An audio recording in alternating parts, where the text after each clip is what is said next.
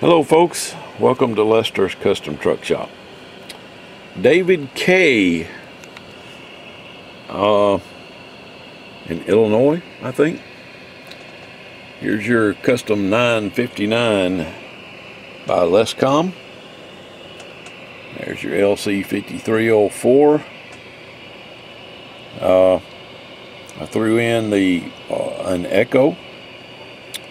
Also threw in a 10-turn clarifier. Just giving you a shot of the inside of it. Of course, I haven't got all the wires hooked up yet, but I have got your SX350 all connected, and I have already tried it out. This is one of the best sounding ones that I've had yet. There's your second final transistor. What I actually do, I take the driver and move it over to the second final position, and then I put a new transistor in the driver position. The two that come with the radio are better matched than the second one that I add. The third one, rather. Okay, there's your relay that's running your amplifier. When you push the what used to be the Roger beep button, it now turns the amp on and off. Okay. Alright, I was just giving you an update. I'll be back. Okay, here's the inside of it with all the wires tied up and everything secured. There's the heat shrink on the power connections. There's your upgraded capacitor, 4700 microfarad 25 volt on the input filter. Voltage regulator filter, 4700 microfarad 25 volt on it. And I stand these off the board a little bit so that they can be moved out of the way of this thing. Alright, and the cables. There's your 10.7 IF filter, upgraded from a 25 kilohertz wide filter to a 15 kilohertz wide filter. Both the transmit and receive broadbanding have been done, and I think I showed you the additional final. There's the heat sink. Okay, wiring going to the SX350. Easy way to tell the difference between an SX350, first off, the shield is much larger for the 350, and it has 4 screws. The shield for the 175 has additional screws on this side and on this side, but there's not enough room for them on the 350, so they just have 2 on each side. Okay. Alright, got the faceplate put back on, and going to put the covers on it. Alright, came back to show you that I got the hot glue on the relay to protect the connections on the top of it, and also to help hold it in place. Also got the hot glue on the connectors, the main connectors, the ones that have heavy cables on there that with enough vibration could possibly cause them to come out, but I doubt it. Okay, got the hot glue in there to support the boards, help hold them steady. And again, just little dabs of hot glue to help the connectors stay in place. Okay, and it don't take much, just a tiny little bit, just to help them stay plugged in. Okay.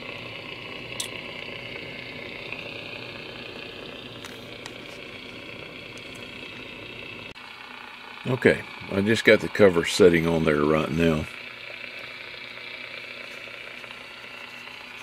I wanted to show you something. What I do to the 10-turn clarifier. See that shaft right there? I don't know how well you can see that, but I ground down a flat spot on the shaft, okay, so that when I drill out the knob and slide it up on there, I'm going to have to glue the knob on there because you can't put set screws in these knobs, and a black knob with a set screw on it wouldn't look that well on this radio. So what I'll do is drill out one of the regular knobs with a 1/4 inch drill bit, okay, and I'll use glue to hold it on the shaft. But by putting this flat spot on there and letting the glue fill up between that flat spot and the knob, it'll keep the knob from just spinning once you hit the end of it. If you turn it too hard, if there's nothing on there to stop it, then the knob will come loose and you'll have to re-glue it. But by putting that flat spot on there and letting the glue fill the flat spot between the shaft and the knob, that glue, dried glue being in there, will keep the knob from coming loose. Okay, just wanted to show you that little trick that I do to these. Alright. Hello folks, welcome to Lester's Custom Truck Shop. David K in Indiana. Finally got it right, didn't I? Got a bunch of Davids. This is your custom DX959 with the SX350. And we've thrown in a few extras because of your patience. You get free echo right there. Free 10-turn clarifier, and of course an upgrade to an SX350. You had ordered a SX175 originally. I scoured the country and found a couple. The new ones from RF Limited still have not come in, so I'm buying them up from other shops as I can find them. So I found a couple, and yours was one of the ones on the list waiting. So here it is. Okay. Usual things. Press in the mic gain button to turn on the amp. See the amp light come on. Okay. Squelch scan. To the right, scans up. Of course, you got to squelch it. To the left, scans down. Okay, and your squelch sets your scan stop level. See where the squelch opens, that's what it does. And when the squelch closes, it goes back to scanning. Okay, your CSS switch determines whether the channel selector changes the channel or changes the band. Okay, see that little C there? Changed to a capital C. That now means it's in band C, channel 23. Band D, channel 70, E15. Okay. F60, that's your top channel. B27, that's your lowest frequency. Okay. Highest, lowest. All right. Now let's do some testing. Alright, this is your lowest frequency, highest frequency. Highest, lowest. Sorry, lowest.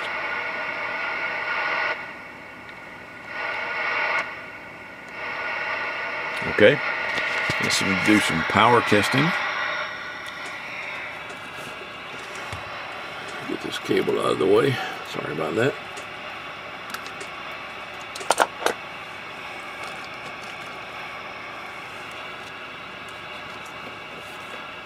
Right now I've got RF power turned all the way up.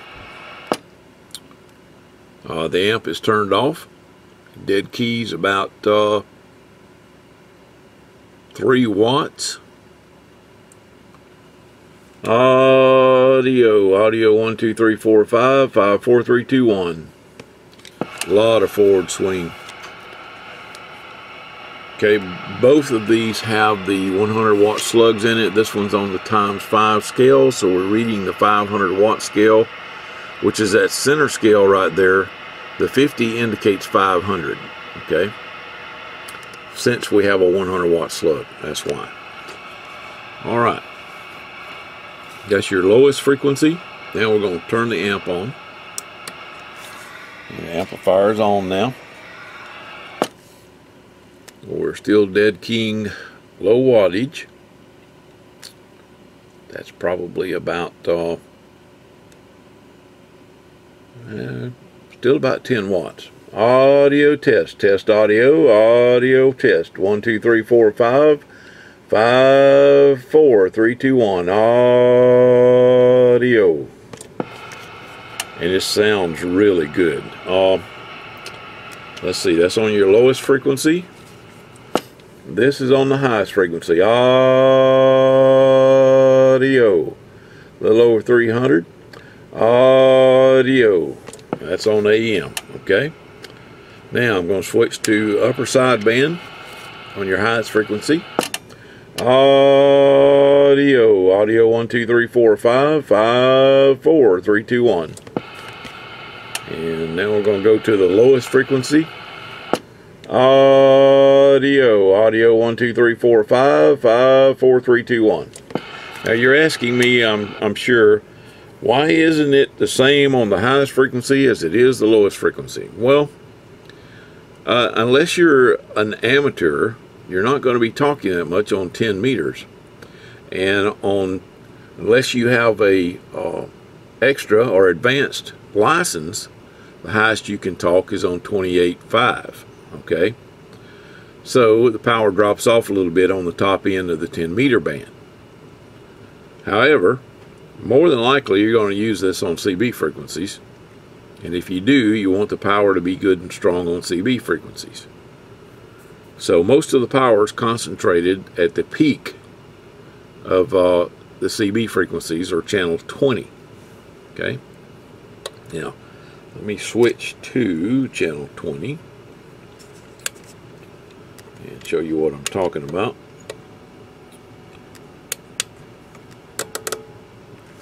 Okay, that's CB channel 20 right there, and that's the 10-turn clarifier. Okay, we're on sideband now. Audio, audio. The radio might actually do more than that, but it peaks out my power supply. This is a 32 amp power supply. What's this? Audio, audio. See it ping off the 32 over there and come back? Okay, and this is AM. Again, we're only dead keying about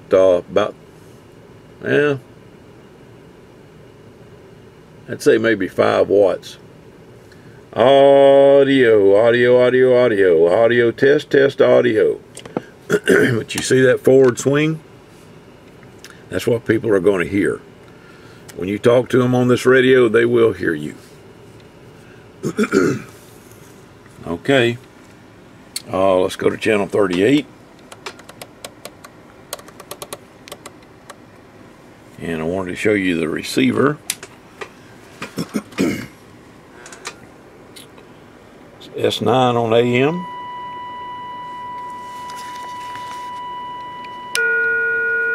S9 on sideband.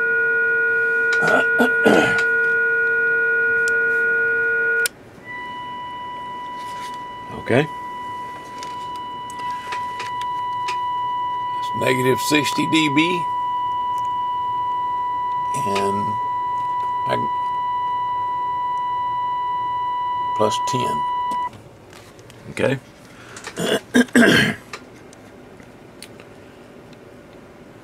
All right.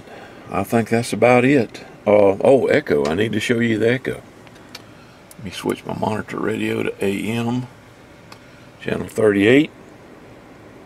Turn on the echo. And I'm going to change those knobs to knobs that match this. I just haven't done it yet. Let's see. Do I have that turned up enough? Yeah, okay, you can hear that. Audio test, test audio. 1, 2, 3, 4, 5, 5, 4, 3, 2, 1. Test. Okay. And then there's the time. Hello. Hello. Hello. Hello. Hello. Hello. Hello. Hello. Test 1, 2. Test 1, 2. Test 1, 2. Test 1, 2. Echo works great. And like I said, I got another pair of knobs I'm going to put on here. I just haven't done it yet. I just wanted to demo the radio. Okay. And the potentiometer is clocked correctly, so that when I put these knobs on here, the lines will line up. You can see now they're upside down on this thing. That's off. That's it's 180 degrees out of where it should be. And I did cut the cabling for the control going to the board, which is on this side, and also cut all the cables coming from the mic connection point to the board. I don't know, they give you like 5 miles of cable. That's the stuff off the microphones.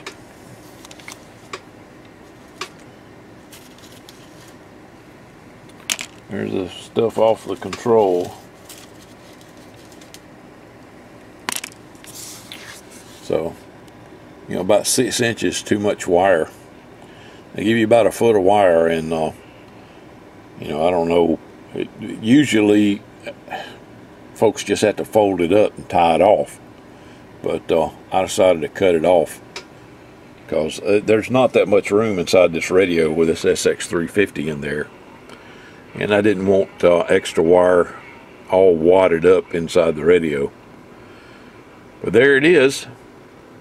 It works really well. Again, let's see, am I on AM? Yeah, 1, 2, 3, 4, 5, 5, 4, 3, 2, 1. Audio test. Radio works outstanding. 1, 2, 3, 4, 5, 5, 4, 3, 2, 1. Audio test, test audio. And that's with the amplifier on, folks. It's not flat topping, okay? A lot of radios, a lot of guys that do these, and they had the RFX 150s or the 175s, 350s, they turn the output of the radio up so high that it flat tops the amplifier. It overdrives the amp. But this one's not overdriving. It's nice and clear. Audio. Audio. Okay. I think that about does it. I'll change these knobs for you. They'll match these. And put the warranty seals on it and tighten it down. All right. David, hope you enjoy the radio. It was my pleasure to build it for you. 73s.